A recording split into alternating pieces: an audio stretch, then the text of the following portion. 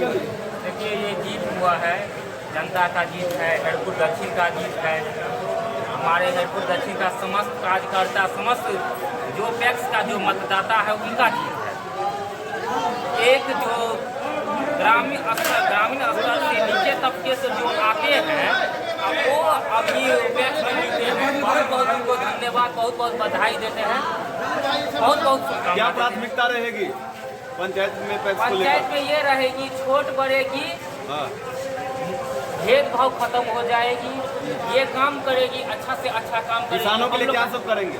हम लोग का प्रार्थना है किसान से जहाँ तक हो बहुत अच्छा से अच्छा काम करेगी। क्या वजह था कि गौरी देवी की जीत हुई? गौरी देवी देखिए, पैक्स में सब जानते हैं, एक होता है कि जो किसान है, छोटा है, उनको भी उसका होना चाहिए। तो वो भी पैक्स का अध्यक्ष हो सकते हैं, पैक्स का मेंबर हो सकते हैं, उनका भी जीत है। बहुत बहुत उसके लिए धन्यवाद। विजय भी है फर्स्ट बार।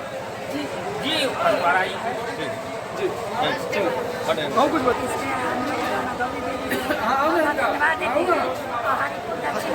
हमारे छोटे का कोई भेदभाव नहीं होनी चाहिए, जितना तो हो सके